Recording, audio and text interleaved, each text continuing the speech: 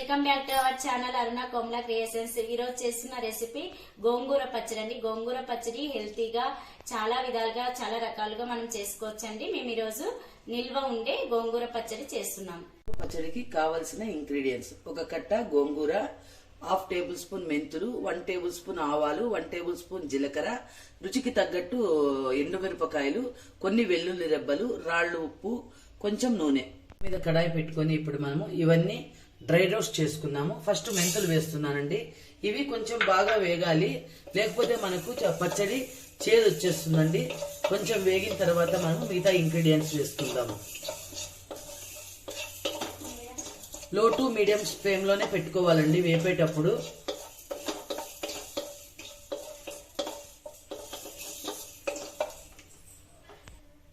ఇవి మెంతులన్నీ కొంచెం dry roast అయినాయండి. ఇప్పుడు మనం ఆవాలు వేసుకుంటున్నాము.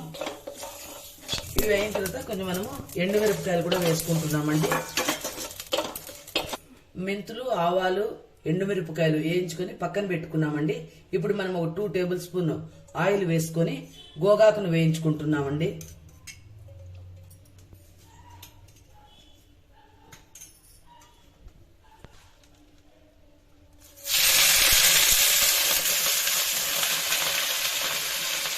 గోగాకుని నీళ్లలో ఉప్పు వేసుకొని ఉప్పు నీళ్ళతో బాగా కడగాలండి ఒక 2-3 తూర్లు.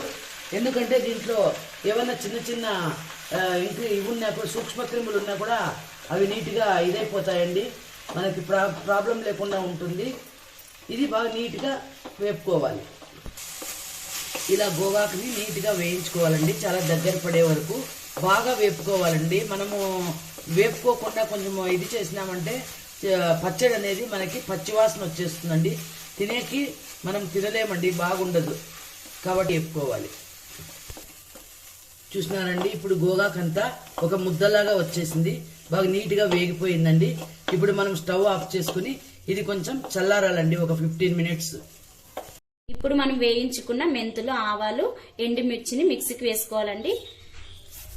ఎండుమిర్చి అనేది మనకి ఎంత కారం కావాల్సి వస్తుందో అలా వేసుకుంటే సరిపోతుంది. ఎలా టేస్ట్ కారం ఎలా తింటారో అలా వేసుకుంటే సరిపోతుంది. అలాగే జీలకర్ర 1 టేబుల్ స్పూన్ వేసుకుంటున్నాము. జీలకర్రని వేయించే పని లేదండి. వెల్లుల్లి రెబ్బలండి కొన్ని.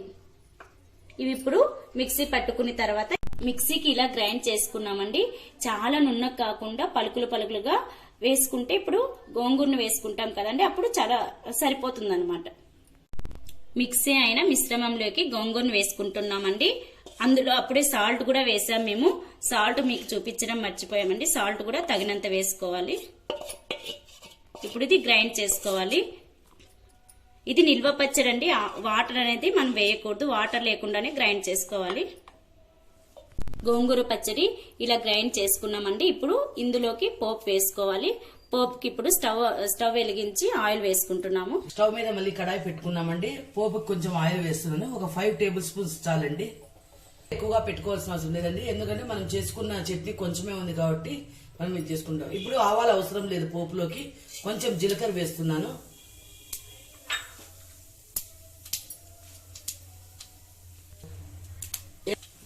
ఒక 2 ఎండుమిర్చి వేశారండి పోపులోకి. ఇది కొంచెం అంతా నీట్గా ఇదైన తర్వాత ఇప్పుడు గోంగూర పచ్చడిని ఇందులోకి వేసుకుంటున్నాం.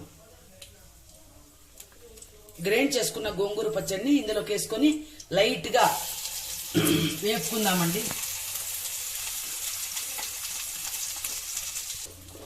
ఇప్పుడు చూడండి, ఈ చట్నీ అంతా పోపులో నీట్ గా అంతా కలిసిపోయిందండి. ఇలా చేసుకుంటే చాలండి. ఒక 15 డేస్ గానీ ఉంటుంది. ఇది బయట పెట్టినా ఉంటుంది, ఫ్రిడ్జ్ లో పెడితే ఒక 1 మంత్ అయినా ఉంటుందండి. ఇప్పుడు గోగాకు చట్నీ అంతా రెడీ అయిపోయిందండి. మనం స్టవ్ ఆఫ్ చేసుకుంటున్నాము. ఇప్పుడు మనం సర్వ్ చేసుకోవడం, టేస్ట్ కోసం సర్వ్ చేసుకోవడమేనండి. గోంగూర పచ్చడి రెడీ అయిపోయిందండి. స్మెల్ కూడా చాలా బాగా వస్తుంది. ఇది గోంగూర పచ్చడి మనకి చాలా హెల్తీ అండి, మంచి రెసిపీ అండి. ఈ గోంగూర చాలా బెనిఫిట్స్ ఉంటాయి మనకి. కాల్షియము, ఐరన్ కూడా ఇందులో చాలా ఎక్కువగా పుష్కలంగా ఉంటుందండి. ఇందులో రక్త ప్రసరణని మెరుగుపరిచే గుణం ఉందండి, చాలా మంచిది. ఇప్పుడే ఈ పచ్చడిని టేస్ట్ చేసి మీకు కూడా ఎలా ఉందో మేము చెప్తామండి. గోంగూర పచ్చడి రెడీగా ఉందండి టేస్ట్ చేయడానికి. మేము టేస్ట్ చేసి ఎలా ఉందో మీకు చెప్తాము. చాలా బాగుందండి. పుల్ల పుల్లగా స్పైసీగా చాలా బాగుంది. చూస్తూనే తినాలనిపిస్తుందండి. అన్నంలో కలుపుకొని తిందాం అనుకున్నామండి, కానీ మా ఇంట్లో ఏదో అన్నం మిగలలేదు కాబట్టి మేము చట్నీ మాత్రమే టేస్ట్ చేసి చెప్తున్నాము. చాలా బాగుందండి. చాలా మంచి రెసిపీ అండి. చాలా చాలా టేస్టీగా ఉంది. ఇది చాలా మంచి ఇంపార్టెంట్ రెసిపీ అండి. అందరికీ అవసరము. ఇందులో మంచి పోషకాలు ఉంటాయి. ఐరన్, కాల్షియం కూడా బాగుంటుంది. ఇది లేడీస్ కి చాలా చాలా ముఖ్యమైనదండి. ఎందుకంటే లేడీస్ కి నెలసరి టైంలో చాలా బ్లడ్ అనేది లాస్ అవడం జరుగుతుంటుందండి. మనం ఈ రెసిపీ కనుక అంటే గోంగూర కనుక అప్పుడప్పుడు చేసుకొని తిన్నా, వీక్లీ 2 times పప్పులో గాని చట్నీలో గాని ఏదో రకంగా తిన్నామంటే మనకి బ్లడ్ అనేది బాగా ఇంప్రూవ్ అవుతుంది. రక్త ప్రసరణను కూడా మెరుగుపరుస్తుందండి. అందరికీ చాలా మంచిది. తప్పకుండా ట్రై చేసుకోండి. ట్రై చేసి మీరు కూడా టేస్ట్ చేయండి. హెల్తీగా ఉండండి. మాకు కూడా మీరు టేస్ట్ చేసి ఎలా ఉందో తప్పకుండా కామెంట్ చేయండి. అలాగే మా ఛానల్ ని లైక్ చేయండి, షేర్ చేయండి, సబ్స్క్రైబ్ చేయండి. పక్కనే ఉన్న బెల్ ఐకాన్ ని క్లిక్ చేయండి. బెల్ ఐకాన్ ని క్లిక్ చేయడం వల్ల మేము యూట్యూబ్ లోకి అప్లోడ్ చేసిన వెంటనే మీకు నోటిఫికేషన్ రూపంలో మీకు మా మెసేజెస్ వస్తాయండి. తప్పకుండా చేయండి. థ్యాంక్ యూ అండి.